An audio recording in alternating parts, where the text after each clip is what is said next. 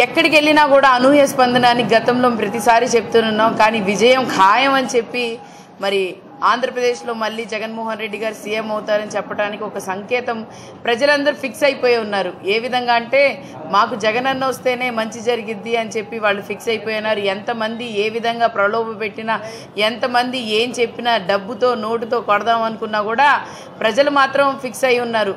ఎందుకంటే అయ్యో జగన్మోహన్ రెడ్డి గారు ఇచ్చే లక్షలు ఎక్కువ, ఆయన మన కుటుంబంలో సభ్యుడు మనం ఓడగొడితే ఎలాగా అని చెప్పి జగన్మోహన్ రెడ్డి గారిని సీఎం చేసుకోవడానికి తూర్పు నియోజకవర్గంలో కూడా మరి మా బిడ్డ అని చెప్పి ప్రతి ఒక్కళ్ళు కూడా ప్రతి ఒక్క గడపకి తొక్కినప్పుడల్లా ఖచ్చితంగా మీరే గెలుస్తారు, మీరు రావాల్సిన అవసరం లేదు, మీరు వచ్చినా రాకపోయినా మా గుర్తు ఫ్యాను గుర్తు అని చెప్పి ప్రజలు చెప్తుంటే చాలా సంతోషంగా ఉంది.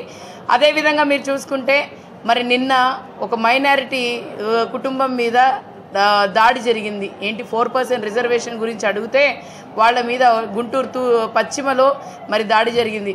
ఇప్పుడే రాకుండానే ఇంత దిగజారటం చేస్తుందంటే, ఇంత రౌడీజం చేస్తున్నారంటే దాన్ని బట్టి అర్థం చేసుకోండి. మరి టీడీపీ, జనసేన, బీజేపీ కలిసి మళ్ళీ కూటమి ఒకవేళ వస్తే ఏ విధంగా ప్రజల్ని ఇబ్బంది పెడుతుందని 2014 నుంచి 2019 వరకు ఎన్నో ఇబ్బందులు పెట్టారు. మనందరికీ తెలుసు, మనం అందరం చూసాము. వాళ్ళ ఆర్భాటాల కోసం ఎంతమంది చనిపోయారో తెలుసు. అలాగే మరి ఏ విధమైన రౌడీజాన్లు, గుండీజాన్లు ఎలా ప్రోత్సహిస్తారనేది కూడా మీ అందరికీ తెలుసు. అలాగే ఇప్పుడు వాళ్ళు మరి ఏం ధీమా ఉందో నాకు అర్థం కావట్లేదు. రౌడీజం, గుండాయిజం ప్రజలకి చూయించి ఏదో గెలుద్దామనో లేకపోతే వాళ్ళు బాగా ఇబ్బంది పడిపోతున్నారు. ఎందుకంటే మా ప్రభుత్వం రాదు, ఇప్పుడు మా ప్రభుత్వం రాకపోతే ఇంకా మేము బతకలేము అని చెప్పి, అంటే ఇంకా పార్టీ అనేది ఉండదని చెప్పి వాళ్ళకు కూడా అర్థమైపోయింది. అందుకోసం ఇలాంటి అరాచకాలకి మరి వాళ్ళందరూ పాల్పడుతున్నారు. 4% రిజర్వేషన్ అనేది ప్రతి ఒక్క చోట కూడా ఎందుకు ప్రతి ఒక్క నాయకుడు చెప్తున్నారంటే నిజంగానే మైనారిటీలకు కానీ 4% రిజర్వేషన్ అనేది చాలా అవసరం. 4% రిజర్వేషన్ వల్ల ఎంతోమంది చదువుకున్నారు, ఎంతోమంది ఉద్యోగాలు వచ్చినాయి. దాన్ని తీసేస్తామని చెప్పేటప్పటికి మైనారిటీలకి బాగా అంటే వాళ్ళకు ఉన్న ఒకే ఒక హోప్ అయిన 4% రిజర్వేషన్ని కూడా మరి బీజేపీ వాళ్ళు తీసేస్తానంటే దాన్ని కూడా వ్యతిరేకించకుండా మరి టీడీపీ వాళ్ళు ఎలాగా ఇచ్చేస్తున్నారు. అదేవిధంగా ఎక్కడ చూసుకున్నా కూడా రాష్ట్రంలో సంక్షేమ పథకాలు అంటే జగన్మోహన్ రెడ్డి గారు అంటే ప్రజలు అని చెప్పే విధంగా ప్రతి ఒక్క చోట కూడా ప్రతి ఒక్క నోట కూడా అదే మాట.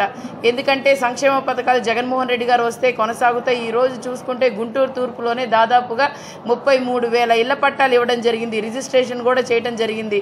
మరి ఒకవేళ చంద్రబాబు నాయుడు గారు ప్రభుత్వం వస్తే అవి తీసేస్తారని ప్రతి ఒక్కళ్ళకు కూడా ఒక భయం అయితే ఉంది. ఎందుకనంటే ఎవరు సెంటు భూమి ఇచ్చేవాళ్ళు కూడా లేరు. కానీ జగనన్న ఒక తోబుట్టులాగా ప్రతి ఒక్కళ్ళకి కూడా ఒక సెంటు భూమి ఇచ్చారు.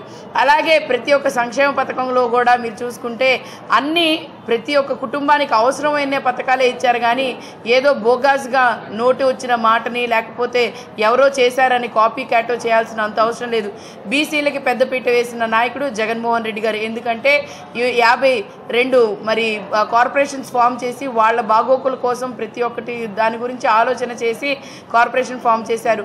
అలాగే ప్రతి ఒక్క చోట కూడా సామాజికంగా ప్రతి ఒక్క ఎస్సీ, ఎస్టీ, బీసీ, మైనారిటీలు అలాగే ఓసీలకు కూడా ప్రతి ఒక్కళ్ళకు కూడా సామాజిక వర్గంగా కులాలుగా, మతాలుగా ప్రతి ఒక్కళ్ళకు కూడా ప్రాధాన్యత ఇచ్చి మరి అలాగే మినిస్ట్రీల్లో కానీ లేకపోతే నామినేటెడ్ కానీ నాన్ నామినేటెడ్ పదవుల్లో కానీ ప్రతి ఒక్కళ్ళకి కూడా ప్రాధాన్యత ఇచ్చిన పార్టీ వైఎస్ఆర్సీపీ పార్టీ.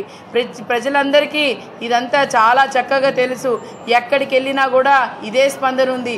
ఎన్నికల ప్రచారం ఎంత సాఫీగా జరిగిందంటే ఎన్నికల ప్రచారం జరిగినట్టు లేదు, ఏదో ప్రతిరోజు వాళ్ళ దగ్గరికి వెళ్ళి పలకరించినట్టు ఉంది. ఎందుకంటే వాళ్ళు స్వీకరించే విధానం అలాగుంది. ఖచ్చితంగా ప్రజలందరూ మరి రాబోయే కాలంలో జగన్మోహన్ రెడ్డి గారు వెంటే ఉంటామని చెప్పి వాళ్ళు చెప్పడం జరిగింది. అది మే 13వ తారీఖున మేము చూపిస్తాము. ఏ విధంగా చూపిస్తామంటే ఫ్యాన్ గుర్తుకి రాష్ట్రం మొత్తం కూడా ఫ్యాన్ ఎంత స్పీడ్లో తిరిగితే అంత స్పీడ్లో మేము సంతోషంగా ఉండొచ్చు, అంతే స్పీడ్లో మాకు పథకాలు వస్తాయని చెప్పడం జరిగింది. ఖచ్చితంగా మీరందరూ మీ ఇంటి ఆడబిడ్డగా మీరు ఆశీర్వదించాల్సిందిగా కోరుకుంటూ మరి ఫ్యాన్ గుర్తుకి ఎంపీగా కిలార్ రోసే గారికి అలాగే ఎమ్మెల్యేగా మీ ఇంటి ఆడబిడ్డ అయిన నూరి ఫాతిమాకి ఫ్యాన్ గుర్తుకు ఓటు వేసి గెలిపించవలసిందిగా కోరుకుంటున్నాను.